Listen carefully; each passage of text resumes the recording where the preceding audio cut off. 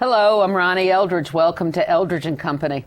I like to talk about politics and government with Vinny Montalbano because he loves the subject and he's passionate about its potential. And I'm glad you're here again to talk about it. Thank you for having me again. You're welcome. It's budget time at City Hall. What does that mean?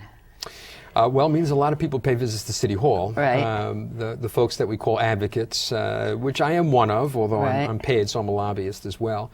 And it's an interesting time because it's the time when the community really accesses politics and government, and the city council really has to do something very practical in terms of how they relate to their various communities. It's really the time. I mean, City Hall is more open now, isn't it? Since when I was there, Very much more open. so it's like the marketplace, It is. isn't it? It is. And it's a give and take, and it's that beautiful old building that's little that you know how to get into, and there you are talking directly to the people who are going to make the decisions. We do, as you very know, what we exciting. call standing on the steps. Yeah. We have to go through metal detectors to get in now, not Yeah. like in the very old days, but that's okay. But nonetheless, people come in, not-for-profit advocates, professional advocates, lobbyists, etc., and they stand on the steps and sit on the steps and corner various council Whoever people. has to go in and Whoever out. has to go in and out. After a while, people get a little testy about it, but for the first couple of days and weeks, I think people do enjoy It's it. a marvelous opportunity, and it's something I don't think you have that opportunity at other levels. I don't know about Albany. You know, I There's so was in many Albany for entrances to that 3 building. sessions. Yeah, it certainly is not Yeah, like that. That's yeah. for sure. Yeah, That's for sure. and I don't think certainly it in operates Washington. that way. So I can't remember, since we were in a fiscal crisis, a budget that has not had a surplus in it. The budget that has not had a surplus in Right. it. I agree with you. Right. And this one has a very big surplus. And I must tell you that as long as I've been in this business, I can never quite figure out how you end up talking at the beginning of a fiscal year about a deficit, and when the fiscal year ends, about a surplus, or about for the next fiscal year. I don't know how it works, but But I it don't works. worry about that. I just worry about the fact that the money's So what's there. the surplus this year? I don't know for sure, but I think it's like- multiple billions. It's Yeah, maybe it's 3 billion crazy. or so. And you know, for those of us who advocate, that it gives us the opportunity at least to make a pitch for the fact that we need money. Now, in my particular case, the one budget client, the biggest budget client I have is legal services, not legal aid. Legal aid does mainly criminal representation, legal services does civil representation for the poor. But the city council, starting with your council and even before that and continuing through now, has been very, very generous every year in putting in money for a variety of different kinds of programs. It's a very important program, and it's one of the things that was so cut back, right, under the Republican administration. Well, even cut back by Clinton. Yes, that's true. Oh, you're talking Yes. about nationally. Yes. Well, that's very true. But Right. but at City Hall, unfortunately, every mayor has cut it Yeah, back. it's too bad. Both the Democrats and the Republicans, and so the council has to restore money every year. And Assuming pitch you in. know a little bit about your client, which is interesting that we're starting to talk about this. We had a discussion about immigrants and immigration and the problems the city faces to accommodate this large population. Does legal services must play a role in that, doesn't it? Very big to help role. them. Yeah. Very big role. So has their budget grown as Well, the population has increased? Unfortunately, not. In fact, if anything, legal services and legal aid, their civil division, we probably have less money available to us than we did 15 years ago, because at that time, and even now, a lot of the funding from the state comes from what's called interest on lawyers' accounts, and since interest rates were higher at that time, a lot of money came down. So we're just about at the point where we were 10, 12 years ago. But I have to say that notwithstanding that, both organizations and the other small legal services operations really, really do yeoman's work in representing people who need help, and they're successful. I mean, these are good, young, competent, dedicated lawyers, and they win. They win great. for their clients, and that's why I love them. I love representing them. Right. That's so good. So City Hall is different, right? It is. There's a more cooperative feeling between the mayor's side and the council? Absolutely. Absolutely. Well, I mean, I think in the last round, you had the speaker running against the mayor, so it was 4 years of some. And do you think the city is doing fairly well? Fiscally, I think the city is doing very well. You know, it's a big city. It's a big city to run, and so there's always things that I've can only be been done there better. about 3 times since I left the council, and I left the council the same time. Did I? The Giuliani left the city. Yes, you did. Right. Right. So I am astonished at the candidacy for president of Mr. Giuliani. What do you think when you see him up there? The political strategist in me wonders how this could ever happen. I don't see the Republican Party. I mean, I think he has more popularity with the general population than he has with his own party, and of course he has to get the nomination first. And a lot of that popularity is based really on the last 3 months of his term. Absolutely, that he wanted After to 9/11, when I think we should admit and acknowledge that he was a strong leader at the time, even though he wanted to do some unusual things like extend his term, which was not a good idea. But that's the basis of his popularity. Now, as campaigns, as you know, because you and I have been in presidential campaigns many times, they're very long, and what people feel at the beginning of a campaign is not necessarily the way they feel at the end of the campaign. So we'll see. I mean, we talked about the difference that City Hall, the difference between what it was then and what it is now, the less acrimony and anger and all of that. And here is a man who really brought that air, that aura to City Hall, right? You're talking about Giuliani. Giuliani. Well, yeah, he was now running for president of the United States. It's just, it's very hard. What I thought on that debate was that he lacks, interestingly enough, stature or gravitas compared to some of the other candidates. Yeah. I mean, not that I like him. I mean, what do you think about 3 candidates running for president who don't believe in evolution? I'm amazed at that. I really don't know what to say, as a matter of fact, except to hope that even the other party, since I'm a Democrat, even the other party will not see that as something that they can tolerate. I can't imagine that we'd have a president. Well, maybe we do have a president that doesn't believe it, and I'm not sure, but I can't believe that we would. Is there a lot of talk at City Hall about the next mayoral election? There is always talk in politics about the next election as soon as the previous one is concluded. So there is some. It's not heated up yet. I think probably the biggest question, because she hasn't answered it yet, is whether the Speaker, Christine Quinn, is interested in that.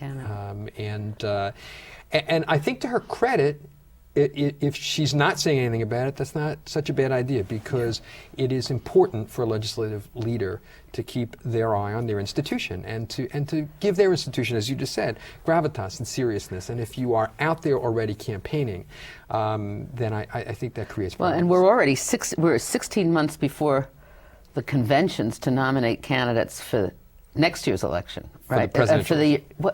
Are we? We're not 16. When is the election? It's a year from November. Well, right? It's a year from November, It is but the conventions are in the summer. In the summer, right. The end of the summer, right. Late August and early September. So that's already a long time that we have campaigning for president. That's right. The mayor is the following year. Yes, it's 2009. So it's even longer. That's right. correct. So what do you think about the presidential elections? What's happening? I think that I''ll speak for my party first. I think that there are lots of interesting candidates. I think it's good I think it's good in many ways that this is a long campaign, because we're getting people to talk about things. Yep. They are not, many of them, except for John Edwards, and I'm not working for John Edwards, but I will at least say that I feel he's the best so far. Many of them are not talking too specifically about some of the things that I think need to be talked about. You and I, the last time we were together, talked about income security, and I think there's a lot of other variations. How do we know whether they're talking about it or not? I mean, do we do it by reading the papers, by what they say in a debate when they don't have very much time, or do we have to go to their websites to see what the position is, and does a position paper actually reflect what they're saying? Well, it's interesting, because on your last program you were talking about the press and how the press doesn't really cover things very well. And I think that is unfortunately absolutely right, even though I have many friends in the press. Probably the best place to get information, the most comprehensive information, would be on the web, although I wouldn't necessarily say from their website, because they're going to be telling you what they want to say. The debates could and should provide that information, but they're not set up that way. Right. They're set up to be basically a series of mini press conference or press statements throughout that hour, hour and a half. Someone suggested in an op-ed piece recently that there should be, I don't know, 6 or 8 debates, but based on one issue each. And I think that's a very good idea. But back to the press. But then they have to have a lot of debates. Well, they would. That's fine. Nothing wrong with that. Right. But and that would supplant their own individual television advertising, which would really be good. Right. But the press has an obligation to ask questions, serious questions about policy and not just about politics. We have too much written and asked about beauty contests, about what I call talking heads, and not about what exactly are you going to do and how are you going to do it. Right. Don't you cringe at the end of a debate when they say, and now we're going to hear, what do they call it, the spin room? What do they call, I forget what they call it. Yeah. Don't you cringe at that? I do. I actually do. It's just all what, you're so controlled as to what you're told and then what the press has to say, too, about who won. It's like a prize fight or a horse race. Right, and it is much too much about the process and the game, as I would call it, and clearly not enough about the issues themselves. So do you think moving the New York primary up early is going to bring some of the candidates more into New York State so we actually do get a chance to hear them or see them? Well, you know, I think it should, but there's one very big question mark there, and that is this year, New York State has a very substantial candidate running for president. And so some of the candidates may decide, and this is a reasonable strategic decision, although it would be unfortunate for us, but they may decide that it's not in their best interest to spend a lot of time or energy or money here because Hillary Clinton is in the race. But it would be very clever for somebody like Obama to come into the state. Well, I'm not saying I think it's the right strategy, but I think that there are strategic reasons for it. If they show they're doing anything really good, they really deal an early blow to a I would go even beyond that. I think some of the candidates could come into New York State and do well and target certain areas. For instance, upstate urban areas, which are terribly depressed, and which the state can do some things to help. But really, those areas, which are all over the country, replicated all over the country, need to be helped by national policy. If I was a presidential candidate, I would come in and talk about that and say, what has your senator done? Yeah, you know, I mean, there's some interesting things that can be done. Problem is, in this business, people follow very standard templates. They're not creative. Not creative, and they don't take as much of a chance. Is that because they're afraid to take the risk?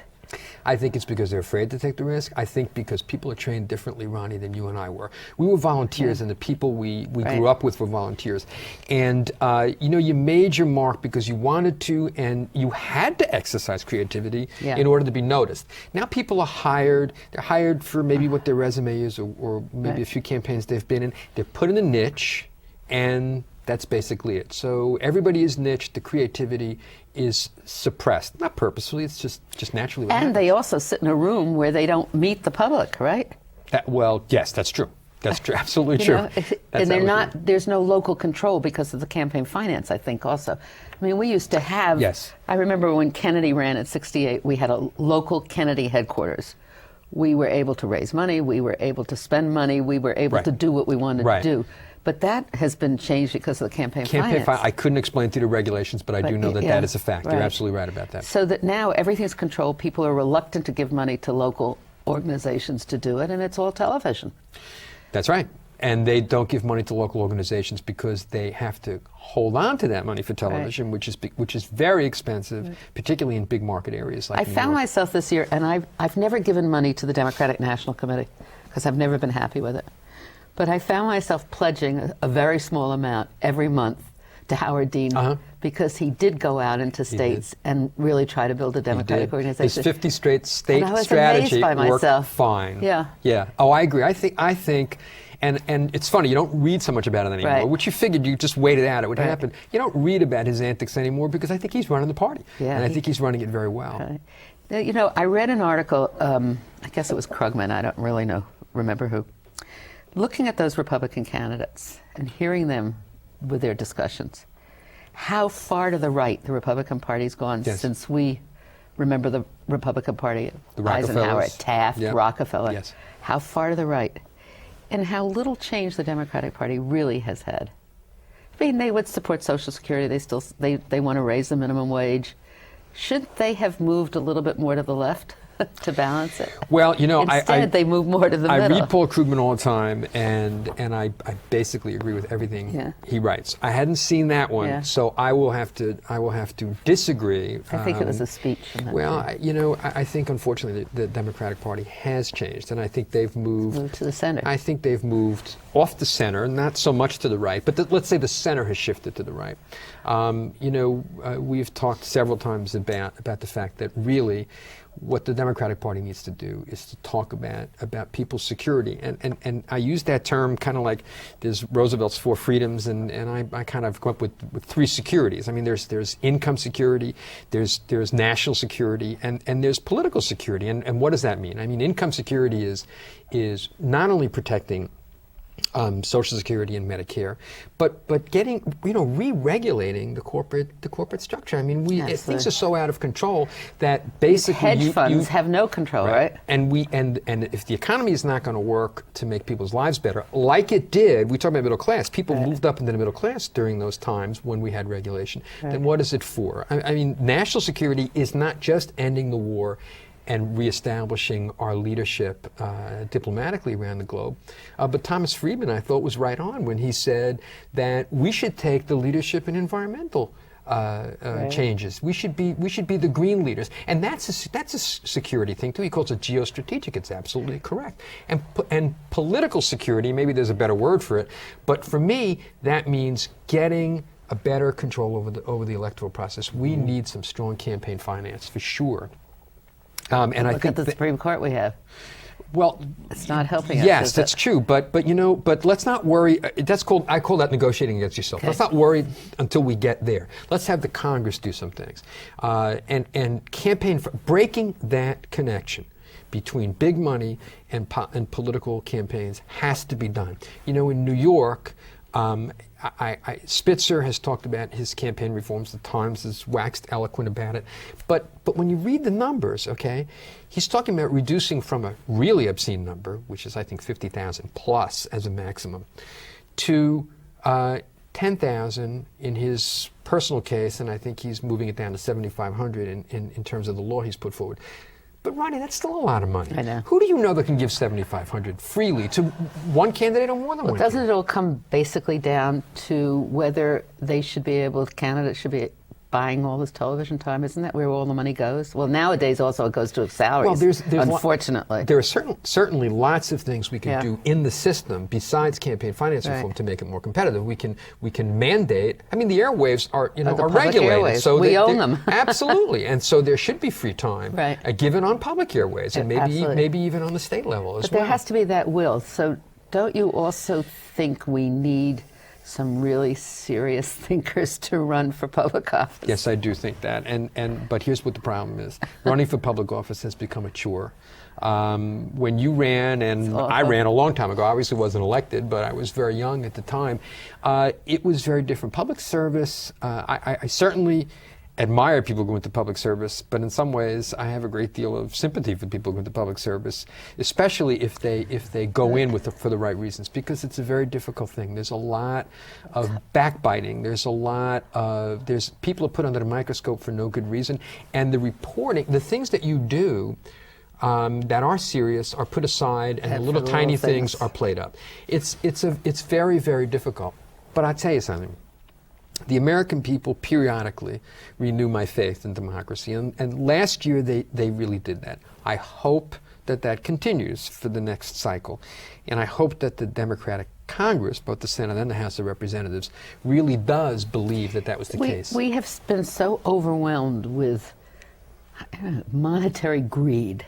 That's part of it, and so underwhelmed with large ideas. Yes. I mean, when you talked about national security, I remember when I grew up, it was world federalism, and then it was the United Nations with great hope. Right. And that is the challenge, because countries have to learn how to live together. Right.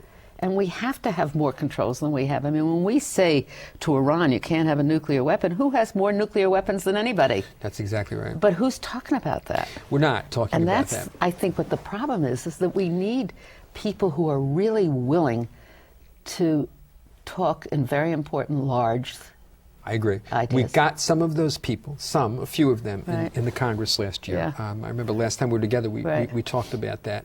But I go back again to my prejudice about how politics has become more of a career and less of a vocation. Absolutely, I agree with you. And I And think it's all a that's career ladder. Exactly right. And So I think people go into it, just like you would go into any other career. And I don't. Well, how are we? Why are we different? Why did we believe you go into public service because you have some ideas, and you want to throw them out into the marketplace or try to lead or convince? I don't know. Understand? Well, I think there probably were a variety of reasons, Yeah. and these, there's, I don't know all of them, but I think part of it was the fact that campaigns were not as expensive at the time, Right. and campaigns people were could financed differently, Right. and so therefore your bases were much broader. I think that the Republican Party, particularly since Reagan, has made politics a business. Right. And so therefore a lot of people see that as a way, literally, of making a good living. Not so much in politics, although they do that, but the revolving door. Going in, going back. And look, I'm a lobbyist, and I mean, I lobby for what I think are good causes, and there are some things I wouldn't do, but I have a lot of respect for my colleagues and a lot of affection for them, and I think that they have good ideas and work hard. But the bottom line is that there is this revolving door, and that has to be watched, and that didn't exist to the extent that it does now, Ronnie, when we were young in politics. Well, the other thing also is that, I mean, manufacturing and the manufacturing unions, which were really the strong unions, weren't they? Yes. They've been so diminished in their power and their ability and we've lost that negotiation between large corporations, or the corporations have become more non-manufacturing. Is that what happens? I mean, when you get this companies that lay off 5,000 employees, and the chief executive officer is making how much? Right. Millions and millions of dollars. What kind of a society are we talking about? Well, in any free society, in fact, George Shultz, who worked for Ronald Reagan, wrote an op-ed piece many years ago about how free societies need to have strong labor movements. I was astonished to read that, but nonetheless he wrote it. And there's a thinker, I guess. But the decline of the labor movement is not as self-inflicted as people would like to make it seem, although there is some degree of that. But I think there are two major things that have occurred. One is the globalization, and in fact this gets back to some of the things I'm talking about. You can acknowledge that there's a global economy. You can want to involve your economy in that, but not without regulation. I mean, the idea of a free market is so absurd. Of course there's no such thing as a free market, all right? The market is controlled by capitalist forces that work together. So you need to have some degree of regulation. But the second thing, which is very specific, and this Congress has tried to ameliorate it, but the president has vetoed it or will veto it, is reorienting the process of organizing so that labor unions have not an advantage, but at least on a level playing field. Right now, the advantage goes to the corporations. As soon as a labor union has enough cards signed, and they then call for an election, it can take years for that election to take place. So card check, which is sign the cards, if you got a majority of them, you got a union, is a very important aspect of bringing unions back. But that's going to be unions of service employees, basically, isn't it? Well, is that part of the problem? Look, you can only unionize what you have, and our manufacturing sector has declined, phenomenally. I don't want to say it'll never come back, but certainly not in the form it was. I don't know we want it in the form it was. Yes, but we are a service economy, and there's a tremendous number of jobs. And just to throw something out, which is maybe apropos of nothing, but connects to this. I mean, this phrase of doing jobs Americans don't want to do makes me berserk when I hear that. Absolutely berserk. Because the so-called jobs that Americans don't want to do are jobs that people don't necessarily want to do unless they're forced to do it, because they're not paid well and they have no benefits, and you're treated very badly. And that's one of the things that the labor movement corrects. There are lots of jobs that you wouldn't necessarily think are fun jobs to do that people are more than happy to do, working in hospitals, cleaning bedpans, because they have a union, they're paid well, they have benefits, and all work has dignity under that kind of circumstance. So, I mean, to me, these kinds of economic things are at the core of what the Democratic Party needs to talk about, and what is important for turning politics back around. We need to really address these kinds of issues. People. Yes. And what they need. What about, I mean, you talked about jobs that Americans don't want to do. What about immigration and where we are now? Well, you know, it's Aside from security, right. do we really need, what do we need? Do we need anything? Is that stupid of me to say that? No, I don't think so. I think it's a very difficult issue, and I think it's not. Nobody actually has a real handle on what to do about it because it's become so out of control. I think what we need. I think the basic premise is again that work has dignity and people have dignity. All right. So let's put aside amnesties or no amnesties or whether people are here and shouldn't be here. Let's put all that aside for a second. I think the main thing is that if people are paid a decent wage, if they are treated well in their work, if they are not in danger because they don't have protection of losing their job or being sent back, et cetera, if the economy is such that it does that, then I think a lot of the problems take care of themselves because a lot of what's happened is that these jobs that Americans don't want to do are there because our corporate system has basically downgraded these jobs so that not so much that people don't want to do them, but that they bring in folks to do them. Right. So we need to just keep our eye on the human dignity part of all this. I agree. And I think it works so out. I'm not sure what the specifics of it are. Look at the Hazleton. Is it Hazleton, Pennsylvania, where they had the raid and they arrested all those people? Right. And they're interned someplace, so there's no money being made in these families. The businesses have suffered. Right. And the families have no money, so they're going on welfare. I mean, talk about balancing the environment or balancing something, that certainly shows that this is a very difficult and complicated situation. It would seem to me that if jobs paid right and were organized or had some degree of dignity and protection, then companies could not hire illegally, and if they can't hire illegally, then people won't be here illegally. Now, we already have so many people here, we can't send them all back, so we have to address that and we have to deal with it. I'm not sure how that's done.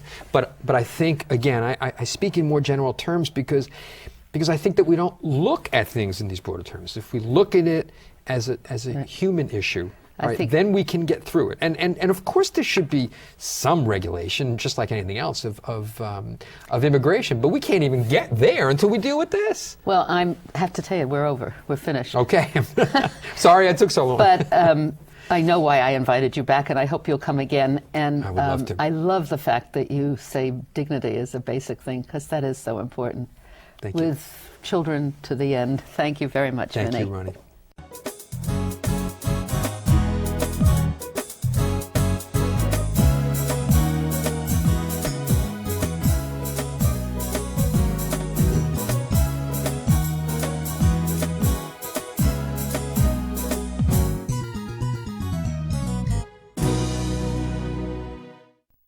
If there are any people you'd like to hear and topics you'd like us to explore, please let me know. You can write to me at CUNY TV, 365 Fifth Avenue, New York, New York, 10016, or you can go to the website at cuny.tv and click on Contact Us. I look forward to hearing from you.